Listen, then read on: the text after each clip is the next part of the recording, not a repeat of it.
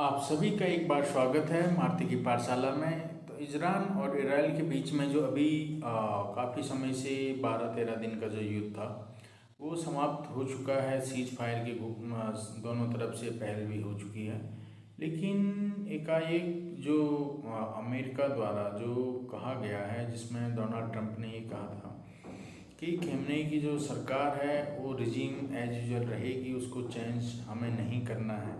तो इसके पीछे का कारण क्या होगा, ये भी एक देखने लायक विषय है।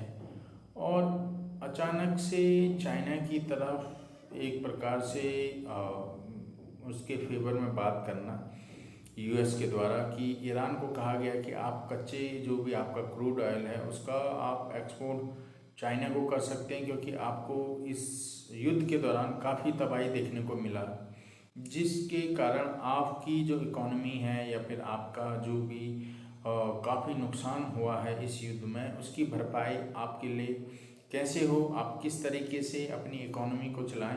तो उसके लिए चाइना को कहा है, जो डोनाल्ड ट्रंप का जो बयान है कि चाइना अपना इंपोर्ट करा सकता है क्रूड ऑयल को ईरान से।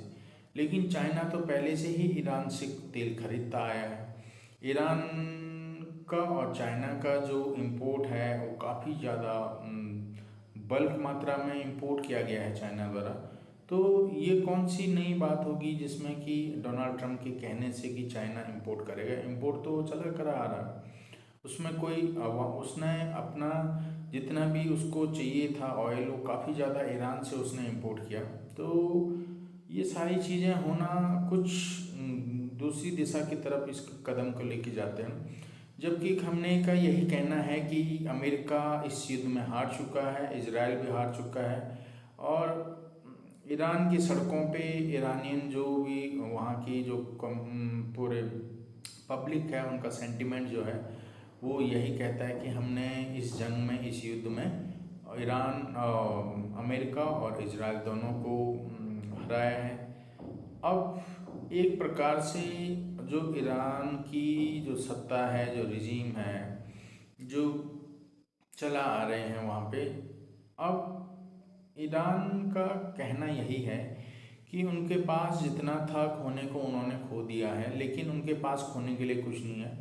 इस करके डोनाल्ड ट्रंप हो सकते हैं वो कुछ पॉलिसी या फिर कहने का मतलब ये है कि उन्होंने कुछ इस तरीके से सोचा होगा कि ईरान कहीं गलती से कुछ ऐसा न कर बैठे कि जिससे कि इस वॉर में और भी जैसे आग में घी डालने का काम होता है, उस तरीके से इस वॉर में ये कहीं वर्ल्ड वॉर 3 की तरफ कन्वर्ट ना हो जाए। हो सकता है इस करके उन्होंने कहा था दोनों से सीज फायर के लिए, और सीज फायर के लिए हुई भी है। लेकिन देखने लायक बात है कि ये सीज फायर कब तक ऐसी तरीके से रुका रहता है, क्योंकि इजराइल का कहना यही था कि हमने इसमें जीत हासिल की है। जहाँ पे B-2 बॉम्बर्स ने जो वहाँ पे बॉम्ब गिराए थे, जो यूरेनियम की जो वहाँ पे इनरिचमेंट था 60% जो कर चुके थे ईरानियन द्वारा। लेकिन जो अभी जो निकल के आ रहे हैं काफ़ी अंतर्राष्ट्रीय जो पत्रकार हैं या जो न्यूज़ चैनल है उनके द्वारा ये कहा गया कि जो यूरेनियम था 400 kg वो अमेरिका नहीं नष्ट कर पाया। उससे पहले ही उस यूरेनियम को कहीं ना कहीं एक सुरक्षित स्थान पे ले गया है ईरान।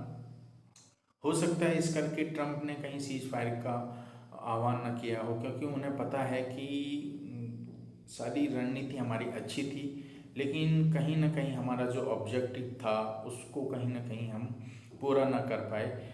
जो 400 kg यूरेनियम है वो कहाँ पे है अभी किसी को कोई पता नहीं है, लेकिन कुछ समय पहले सैटेलाइट जो तस्वीरें थी उससे दिख रहा था कि ट्रकों में भर के यूरेनियम को कहीं एक साइड पे लेके जाया गया, जो कि एक सुरक्षित साइड है। तो देखते हैं आगे क्या होता है। लेकिन ये एकाएक इतना पोलाइट हो जाना प्रेसिडेंट द्वारा, जो अमेरिकन प्रेसिडेंट है, ये भी एक सस्पेंस में डालता है। एकदम से इतने जो चला आ रहा था दोनों तरफ से पलटवार, उसमें भी एकदम से रुकावट आ जाना, ये भी एक तरफ इशारा करती है। देखते हैं होता क्या है। लेकिन इस युद्ध के आसार कहीं ना कहीं थमते नहीं दिख रहे हैं। कुछ न कुछ चीज़ें ज़रूर होंगी, जो भी होगी, जो अपडेट होगा मैं ज़रूर लेके आऊँगा। लेकिन लगता है कि ये युद्ध यहीं तक नहीं थमेगा, इसमें और भी चीज़ें होने वाली हैं। कब होगी, कैसे होगी, किस तरीके से होगी, कौन करेगा पहला, ये भी एक देखने वाली चीज़ें हैं। देखते हैं होता क्या है, क्योंकि अभी ईरान का जो ये जीत है, इसमें जो हमास के जो लड़ाके थे वो भी इसमें शामिल हुए थे और उन्होंने भी सेलिब्रेट किया था। तो इजराइल को कहीं ना कहीं आंखों में खटकता जा रहा है।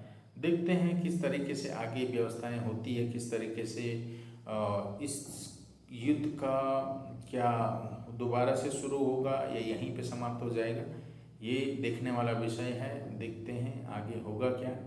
तो ये एक छोटा सा अपडेट आप लोगों के सामने लाना था। आप लोगों को अगर वीडियो अच्छी लगी तो लाइक शेयर एंड सब्सक्राइब जरूर करिएगा और आप सभी इस तरीके से वीडियो पे बने रहिएगा। आप सभी का बहुत बहुत धन्यवाद।